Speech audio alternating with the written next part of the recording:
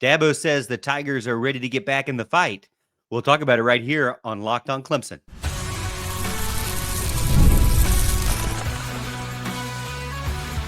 You are Locked on Clemson, your daily podcast on the Clemson Tigers. Part of the Locked on Podcast Network, your team every day.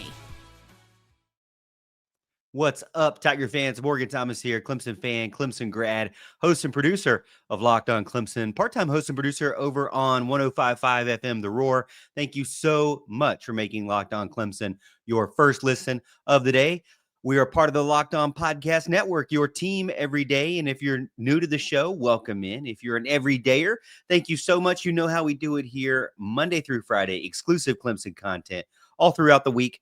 And if you're new, hit that like and subscribe button so you never miss another episode, because we give you exclusive Clemson content you don't get anywhere else. So today's episode is brought to you by Game Time. Download the Game Time app, create an account, use code LOCKEDONCollege for $20 off your first purchase. Dabo says that they're ready to get back into the fight.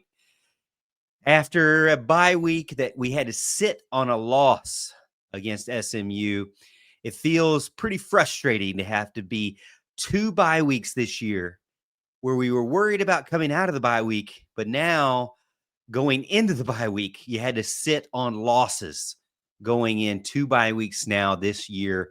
It's really put a bitter taste in fans' mouth, in my mouth, I'm sure in your mouth, and just not really liking this season at all, because it gives us 2 weeks really to just kind of complain about all the things that have been going wrong. Dabo says they're ready to get back in the fight. It's crazy to think, but this is the start of November. So this is fight month. If you're talking about Dabo, if you're Dabo, you're saying this is fight month. But if you're a fan, is it broken record month? Is it the same old same? You know, a lot of this hype and rah-rah before the game's played, Monday through Friday, and then Saturday, a huge dud is laid on the football field. What's right? Who's correct? Well, we'll have to see what happens against Duke, the next opponent up in a home game, which we really don't like home games this year or last year at the end anyways. But, you know, it's not been fun for the home crowd. It's not been fun for Clemson fans. And you got to think it's probably not that fun for the players either to have to deal with this, or the staff as well. Who is going to prove that they are the better team on Saturday, Duke or Clemson? Right now, statistically speaking, maybe you could say there's a little bit of faith in Clemson over Duke. Clemson right now, a 3.5-point favorite according to the Vegas odds. They're 59% favorite according to the matchup predictor on ESPN. It's kind of doesn't feel right though, does it? And it's another one of those noon games. You know, you get to get it out of the way early, but then you're kind of worried because you're going to have to spend the rest of your week or the rest of the day kind of moping if you lose the game. Clemson right now, 3-4 overall, 2-3 in the ACC. They have 5 games coming up in November because, like I said, you really start out November 1st is Saturday. So that kind of sets it up perfect. It's not going to be easy for Clemson to finish out strong. You've got Duke at home, which many people feel as if it's a very losable game. Florida State, you really don't know. The biggest hope you have with Florida State is that they're worse than you. Not that they're better than you, just that they're worse than you. And then Louisville on a Friday night is an away game. You don't have a lot of hope there. A lot of fans are telling me they're going to lose out minus Furman. So the last 5 games of the season, you go 1-4. Clemson would then end up being 4-8 overall. So it'd be really a disaster if that were to be the case and only win one more game. For Clemson to actually kind of prove that they this month is fight month and it's not just broken record words, well, they're going to have to show up in a home game. And can we really have a lot of faith in that? It's hard to say right now. Second open date, thankfully is over. We get to see Clemson 5 weeks in a row. The staff, we're kind of waiting on some injuries that are still up in the air. Walker Parks, Elijah Thurman, Tristan Lee, Colin Sadler, all of these guys are kind of still up in the air as far as offensive line. And some fans have been telling me that they're kind of split. The fun for them is gone.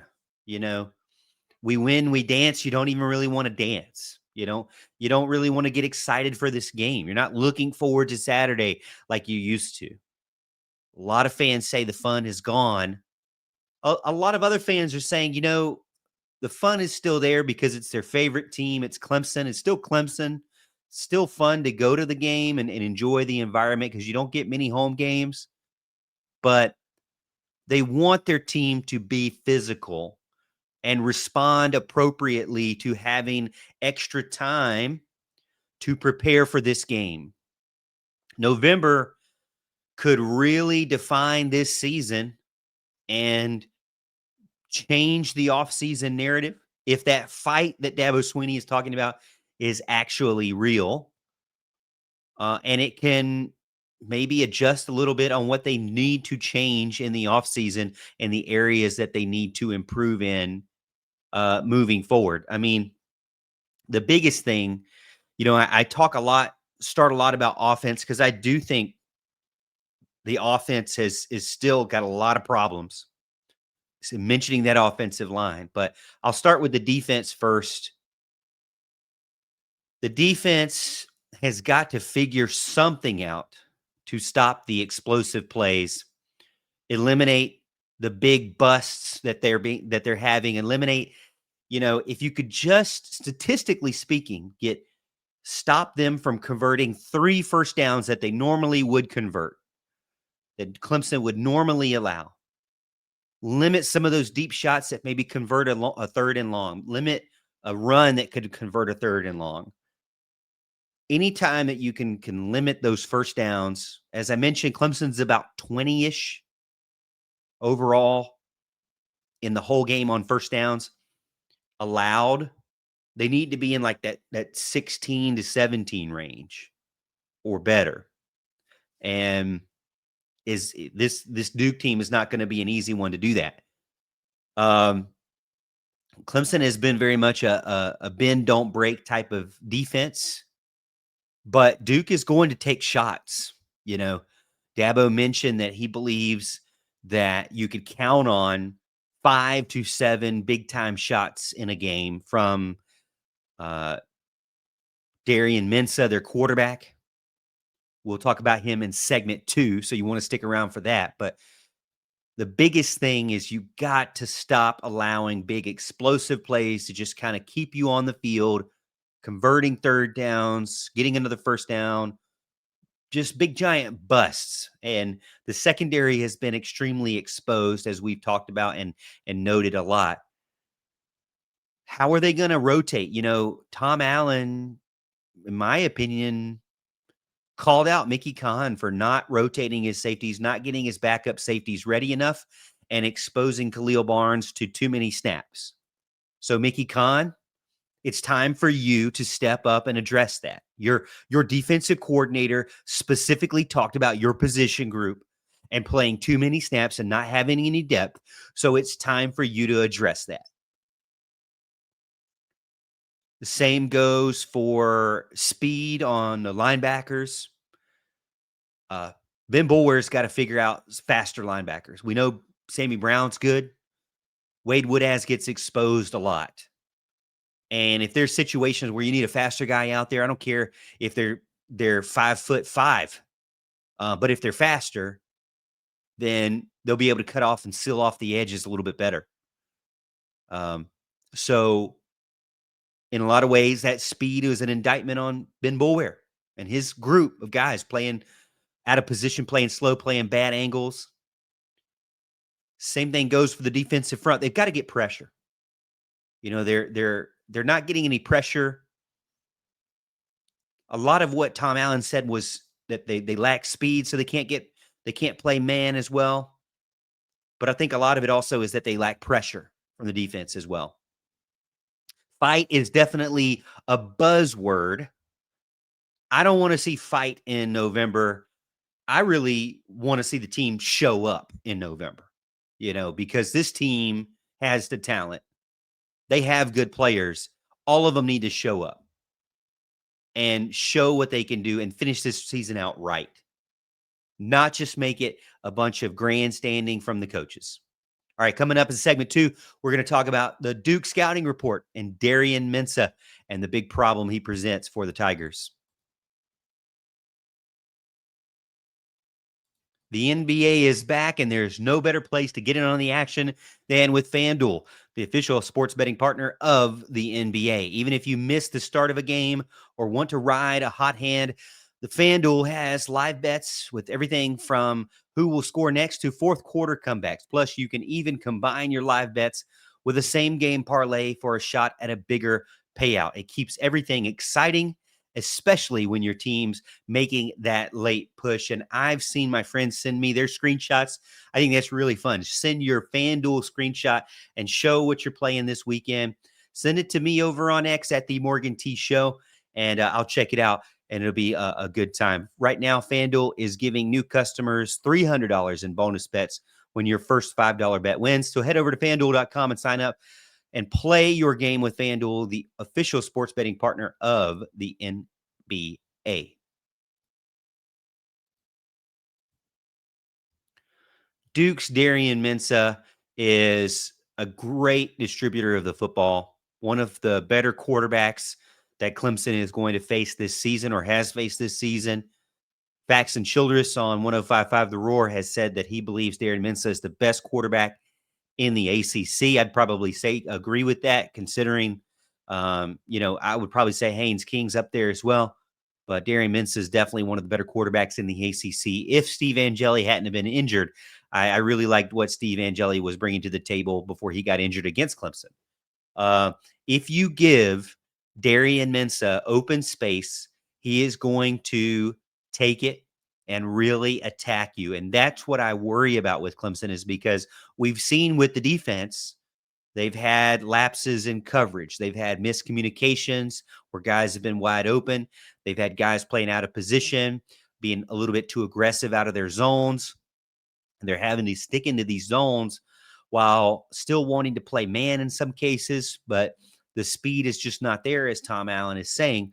And so they're really struggling with the versatility that they can have with their play calling because of the limitations from this team and their talent. That's been a big shocker for most of the Clemson fans out there. We thought that this defense would be much better than they are. Can we say that they've even improved from a Wes Goodwin defense?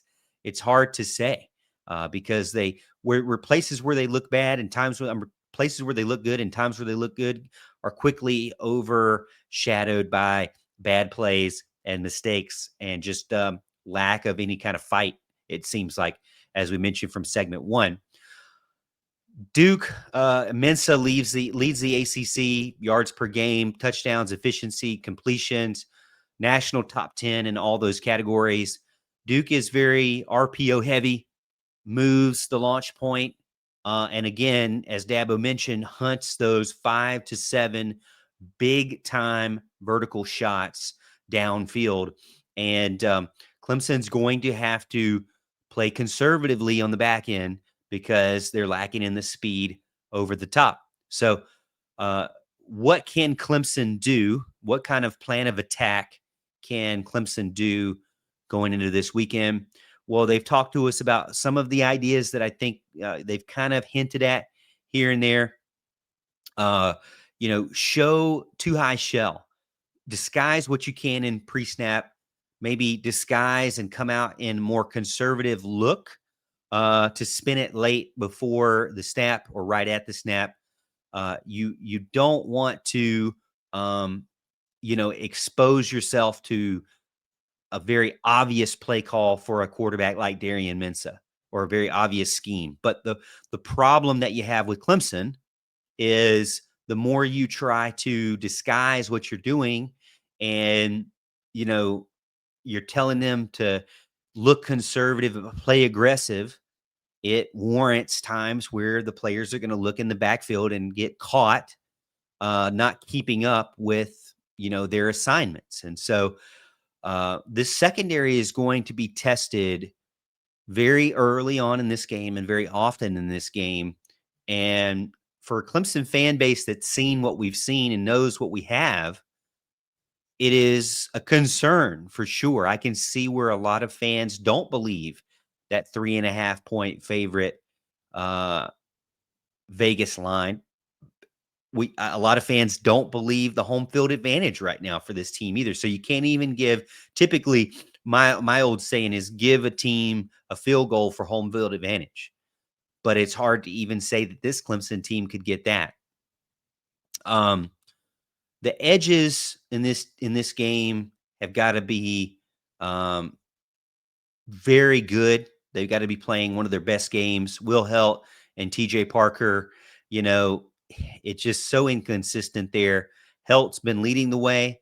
Hasn't been like a huge career season for him or statistical season for him by any means, but he's leading the pack in a lot of the stats.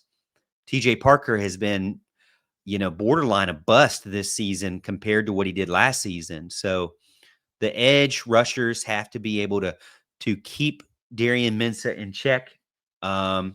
Make sure that he stays in the pocket, make sure that he's not able to kind of adjust his angle of attack on you, and compress him in is what I think is going to help mostly. And with those RPOs, hopefully, which I believe they have all this week, is just really hone in on that. It's going to stress the secondary out with those slants and those glance routes, and the defenders on the outside are going to have to really be ready to have tight coverage with very quick snaps and very quick throws. To me, it's still like, where do you get Clemson to show that they have that fight? And I think you find that from the very beginning of the game, really. If they come out flat again and have a bad first quarter, then it's going to be bad the rest of the game, in my opinion. So not only do you need to win the first quarter, but win first down, really get after them as much as you can. I'm almost to the point where, I'm okay with them sending the house at times because they just can't get pressure in many other ways. They have to be extremely creative. What we saw against SMU was pretty good. The sack that they had against Kevin Jennings with Sammy Brown, where he was going out to the outside wide receiver as a defender, but then sprinted in to get the sack, I thought was a really creative blitz package there. At this point, Tom Allen's just got to do more of that. And if any position group is lacking speed, to me, they just got to pick their fastest guy. I don't care if they fully know all the plays. I don't care if they fully have gained trust in this team or in this staff. But in a lot of ways, size doesn't matter right now, or even talent level doesn't matter right now compared to speed. If you can increase the speed on your team, then it might be better overall for you to hang with a team like Duke. And really just limit those explosive plays. They're probably going to have at least one, but you can't let them have all of them. And you really don't want this offense to have to play catch up because they haven't been very good with that. If you say keys to the game, the keys to the game still are the two guys that just haven't really shown up as aggressively as we'd want, which is TJ Parker and Peter Woods. Those are the big keys to the game. Safeties are going to be extremely tested here. Another key to the game is, did Mickey Conn listen to Tom Allen and get some of those backups ready? And then the linebackers as well. How are they going to be successful in space? And how has Ben Bulwer's group going to be able to rise to the occasion? We know that they've given up a lot of touchdowns in the red zone, a lot of first downs. So even if they're able to kind of move the ball, that bend don't break maybe is a good option as well to get them back into just kicking field goals instead of scoring on you. It's a lot easier to play catch up when they're scoring 3 and you're scoring 7, or at least stay ahead of them. But if you start letting them just run all over you, get big explosive plays, and then also tear you up in the red zone, it's going to be a big problem, So contain the quarterback, Darien Mensah, cap off his deep plays, be extremely ready to collide with him on the defensive edge and the linebackers, and convert, or don't allow those conversions on third down in the red zone to force those field goals. I think that's the recipe for success against Duke. Hey, segment number 3, my everydayers out there, homecoming. Homecoming, we're really, it's another home game, but they're coming after a bye week. It's a reality check for another home game here at noon, right here. We'll talk about it in segment 3 on Locked On Clemson. College football is back, and I couldn't be more excited. The tailgates, the rivalries, the energy, in the stands is just nothing like it. And let's be real, actually getting tickets can feel more than a challenge than the game itself. Endless queues, hidden fees, prices jumping at checkout. That's why I use Game Time, the app that gives me the advantage and gives the advantage back to the fans. It's the easiest way to score last-minute tickets at the best prices with no surprise fees. What you see is what you pay. I pulled up Game Time yesterday, and I saw where you could get NFL tickets for $49 and get college tickets for as low as $25. And there are a lot of zone deals where they can get you the best spot. You don't get to pick exactly where you want all the time, but it gives you the best spot with the best price in that general area, which I love to do. It takes a lot of the stress out of picking a specific seat or a specific section. So take the guesswork out of buying college football tickets with Game Time. Download the Game Time app, create an account, use code LOCKEDONCollege for $20 off your first purchase. Terms apply. Again, promo code LOCKED. ONCOLLEGE for $20 off. Swipe, tap, ticket down, or go download Game Time today.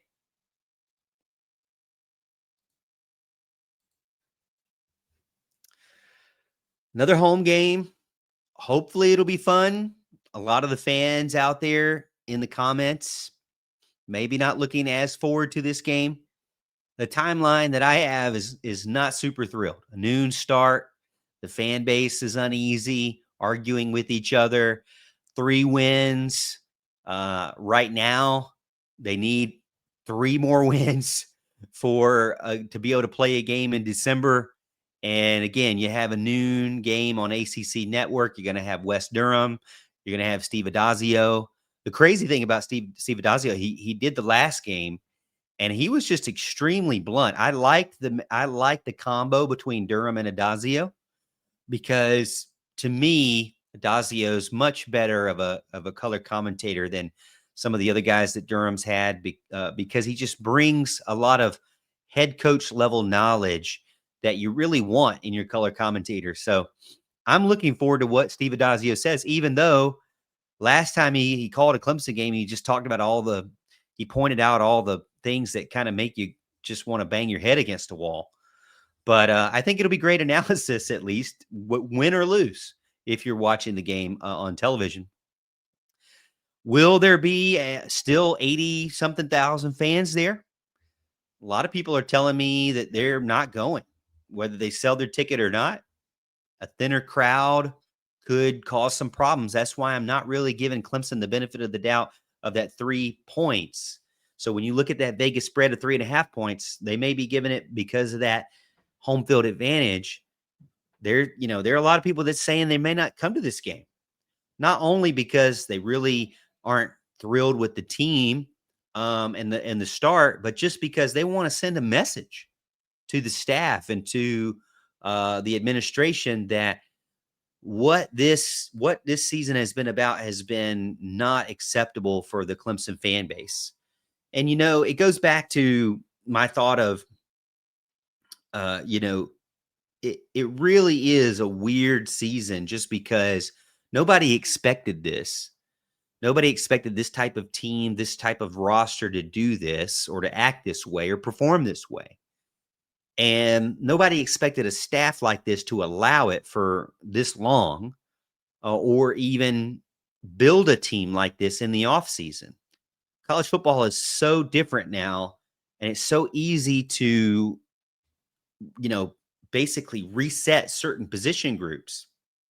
Where Dabo has made a big mistake, in my opinion, is he's allowed certain position groups to have multiple years of bad recruiting cycles, never replaced or replenished any of those misses with some guys from the portal.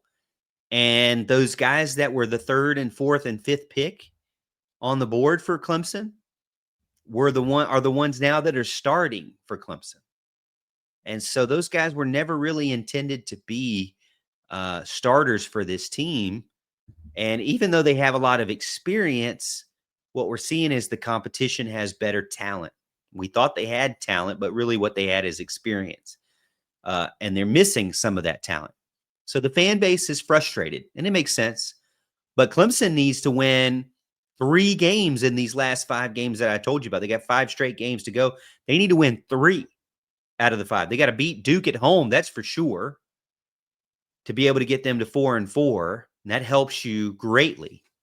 But right now, it's going to be statistically a struggle to get to 6-6 because, you've got 2 away games, 3 home games. You're going to get Furman. But you got to be able to win one more on top of that to get to 6 wins. So if you lose against Duke, then now you need to go on the road and get an upset win on the road because you're probably not going to be favored against South Carolina. I doubt it, the way they're playing. And you may not be favored. You're probably not going to be favored against Louisville, So these last 2 more challenging home games are going to be huge for Clemson. What I'd like to see to get the crowd into it, even if they're thin, how do you get a crowd into it when they're kind of frustrated with you? Is get a big defensive takeaway. That's number 1. And Clemson's talked about needing to do that more. They started out the season strong doing that. They need to get back to creating those type of plays and situations. And then the offense, again, has to take shots. They have to manufacture explosive plays. They have to force things, and be able to kind of push the limits here of what they can do to try to play the odds, and be able to hang. A loss is not going to be surprising to most of the Clemson fan base, but it's still not going to be something they want to stomach either. Considering people are saying, watching Clemson or going to games is not fun anymore.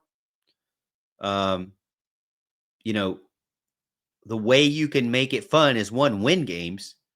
But I think the biggest thing where Clemson fans are really frustrated about is that even in the wins, they haven't looked great. And in the losses, they definitely haven't looked great. So they've almost been uncompetitive or non-competitive losses. So, which is not what Clemson's ever been about. It was going to take a huge battle for you to beat Clemson in the past. Now, it's like you just got to show up with a little bit more fire, and you can take care of business and win by double digits at home. That can't be what Clemson's is about and what they should be allowing going forward. If fight is the word for November, and it is truly fight month, then show me that really means something. And I don't mean just one quarter or just one side of the ball. I mean 4 quarters, offense and defense, playing a complete game against a team that actually has a pulse like Duke. Not a bunch of busted coverages, not a bunch of free rushers with your offensive line on their butt. And what one caller said on the radio, in the dead cockroach position. And you know what? I'm demanding a takeaway from the first half and the second half. 2 takeaways at least. Clemson's got to stop being about slogans and fun words and coach speak and, that kind of stuff. They've got to be about doing it on Saturday and performing. This home game is another reality check if they are going to finally show up or not at home. They got another chance to right some wrongs, but they've got to go out there and do it.